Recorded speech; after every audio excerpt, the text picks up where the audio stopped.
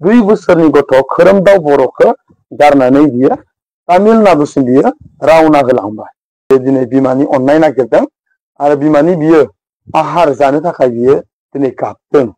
गिबि गिबियावनो लोगोफोर नोंथांमोनखौ आंनि मोनसे गोदान भिडिअ बयखौबो फिन खेबसे बरायहरनाय थाबाय आरोना लोगोफोर बे समावहाय नोंथांमोना मिथिखागौ गोबाङानो ससियेल मिडियायाव सोरनि थाखाय आरो मानि थाखाय दावराव जागासिनो दङ आरोना लोगोफोर। थ' जियानो जा बे समावहाय आं दायो सिदानो डिसक्लेमारखौ लागायदेरना होलांदि नोंथांमोनाल' भिडिअखौ स्किप खालामनाङा, जोबजासिम नायलां अब्लासो बुजि मोनगोन आरोना लोगोफोर। थौदो बिदिब्ला नायलांदो। जानो हागौ लोगोफोर नोंथांमोना बै आंनि थाम्बनेलजों लोगोसे टाइटेल बेजोंनो आरो इन्ट्र'आव होनाय ससे भिडिअखौ नायनानै अलरेडि मोनदांनो हाखाबाय जानो हागौ आं दायो नोंथांमोननि सेरावहाय मा भिडिअ लानानै फैदों। थ' जियानो जा लोगोफोर डाइरेक्ट मेन पइन्टआवहाय फैनोसै आरोना। नैबे सावगारियाव नुनाय गथ'नि मुङा जाबाय खोरोमदाव बर' आरो बे गथ'आ मात्र 2 बोसोरल' जादों आरो बियो दासिमहालागै बिमानि आहार गाराखै बा गाइखेर गाराखै। आरो बे नुनाय गथ'आ जाबाय धनेश्वर बर'। बे धनेश्वर बर'आ 6 बोसोर जादों। बिसोरनो दायो बिमा आरो बिफानि अननाय नांगौ। आंनि बुंनो थांनाय बाथ्राया बे गथ'फोरखौ लानानै बिसोरदि बिनि बिफानि मुङा जाबाय नैबे सोरां बर' आरो बिमाया नैबे बिमानि मुङा जाबाय नबमी बर'। दा मेन खोथाया जाहैबाय आं मैयाबो बुंखादोंमोन जे आं इम्पर्टेन्ट भिडिअ लाबोगोन होननानै। बे मोनसे भेरि भेरि इम्पर्टेन्ट भिडिअ। मानोना जाय खोरोमदाव बर' नैबे गथ'आ दासिमहालागै बिमानि जिहेतु आहार गाराखै दिनै बियो आलाय सिलाय दं आरो बियो दिनै बिमानि अननाय नागिरदों आरो बिमानि बियो आहार जानो थाखाय बियो दिनै सोरां बर'आ थांनाय बोसोरावनो दैज्लां बोथोर समावनो बियो मेंगलरावहाय खामानि मावनो होननानै थांदोंमोन आरो बे नबमी बर'आ न'आवनो थायोमोन। बे फिसा सानैखौ लानानै बिसोर साथामल' न'आव थायोमोन। नाथाय दिनै बे गथ' सानैया आलाय सिलाय जानानै दं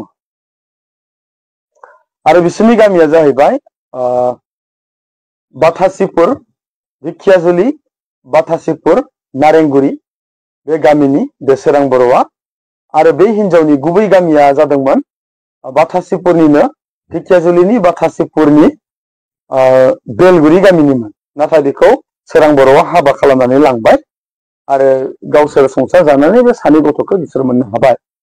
नाथाय जिहेतु सोरां बर'आ थांनाय बोसोरनिफ्रायनो बोसोरसे जानोसै जिहेतु मेंगलराव दंहैखायो आरो जिहेतु नबमी बर'आ न'आवनो थानानै गावनि फिसाफोरखौ फरायनाय मानाय नायो।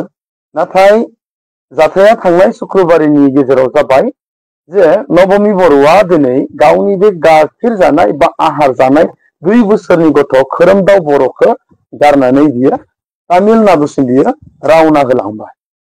नाथाय बेयावबो माखासे जाथायफोर जाहैबाय। बे जाथायफोरा जाबाय जेब्ला मेंगलरनिफ्राय बे नबमी बर'नि बिसाय सोरां बर'आ तामिलनाडुनि हेलेम होननाय स्टेशनावहाय लांनो फैदोंमोन आरो जेब्ला सोरां बर'आ नबमी बर'खौ लांनो फैदों बे तामिलनाडुनि हेलेम होननाय स्टेशनाव नेफैदों। प्लेटफर्म नाम्बार 4 आवहाय बियो नबमी बर'खौ नेबाय थादोंमोन आरो बाथ्रायाव खोनानाय बायदिब्ला प्लेटफर्म नाम्बार 3 आवहाय नबमीनि बिफा अदेबानि सोरां बर'नि बिहाव नैबे बियो नबमी बर'खौहाय प्लेटफर्म नाम्बार 3 आवहाय नेगासिनो दङमोन। दानिया जेब्ला आसामनिफ्राय नबमी बर'आ तामिलनाडु फारसे थांबाय थादों बेयाव सोरां बर'आबो खबर लागासिनो दङ जे बेयाव फैदो आंनियाव फैदो होननानै। नाथाय बेयाव मोजां रिप्लाइ होआखै, थांगोनबो गैया थाङाबो गैया। आरो थिग बेबायदिहै जेब्ला नबमी बर'आ हेलेम होननाय स्टेशनखौ मोनहैनो थाखाय 4 मिनिटल' नांगौमोन अब्ला हरखाबै रेलवे पुलिसा नबमी बर'नि बिसाय सोरां बर'खौ हमनानै बेखौ रुम सिङाव दोनहैदों आरो सोंदों नोंनो मा नांगौ, मा लांनो फैदों, नोंथ' बेयाव बेलेग बुस्थुसो लांनो फैदों, नोंथ' मोजां खामानि मावनो फैयाखै होननानै लानानै थांबाय। बेजों लोगोसे सोरां बर'जों लोगोसे बिनि फंबायफोरबो दङमोन।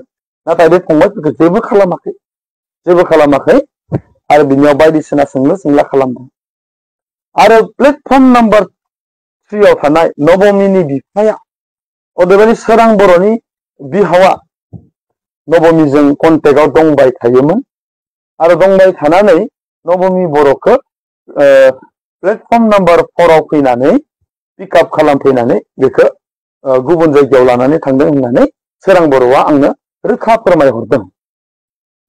दायो सोरां बर'आ गावनि बिहावखौबो कल खालामगासिनो नाथाय कल हमाखै आरो लोगोसे नबमीखौबो कल खालामगासिनो बेबो कल हमाखै।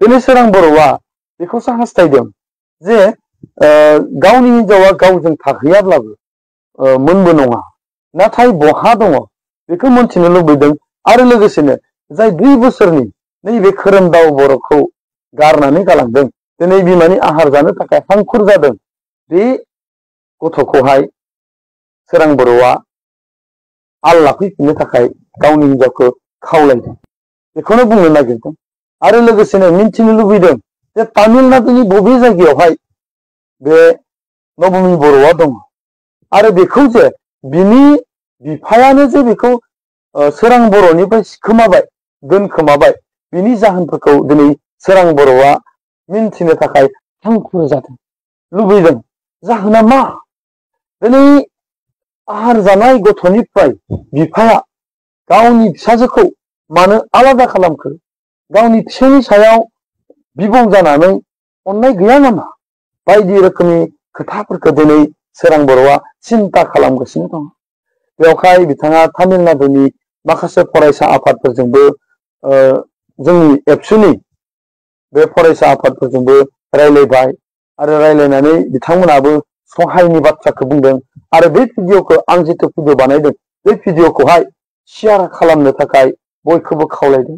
दा आंबो खावलायदों जे नोंथांमोना बे भिडिअखौ शेयार खालाम जाहाथे नबमी बर'आ फैनानै नैबे खोरोमदाव बर'खौहाय जेन फैनानै नायफैयो अनसायफैयो आरो बेनो जाबायदि बिमानि अननाय नांगौ दायो बे अननायखौ जे बिमाया होफैयो आरो लोगोसेनो बे नबमी बर'नि जितु बिफा मानि थाखाय सोरां बर'निफ्राय बे नबमी बर'खौ गोजान खालामनो नागिरदों मानो दोनखोमादों मानो फन हमाखै जाहोना मा बेफोर गासैनि जाहोनफोरखौ सोरां बर'आ मिन्थिनो लुबैदों। बेवहाय गामिनि रायजो राजाखौबो बिथाङा जे बिसार खालामनानै होयो बेखौबो हास्थायदों।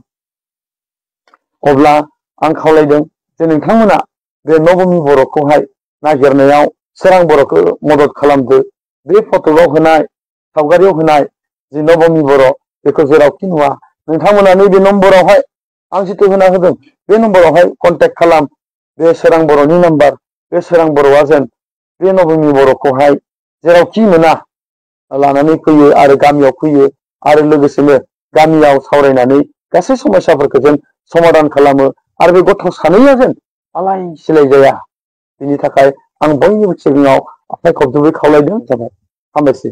बेनोमोन लोगोफोर भिडिअआ निस्सय नोंथांमोना जोबजासिम जुदि नायदोंबा थारैनो मोनथिखाबाय बुजि मोनखाबाय थ' जियानो जा आंबो आरो माथो बुंबावनो बेनि गेजेरावहाय नैबे मोनसे भिडिअखौ नोंथांमोननि सेरावहाय लाबोनायाव आंनि माबा मोनसे गोरोन्थि जादोंब्ला नोंथांमोननि सेरावहाय बयनियावबो आंनि निमाहा बिबाय।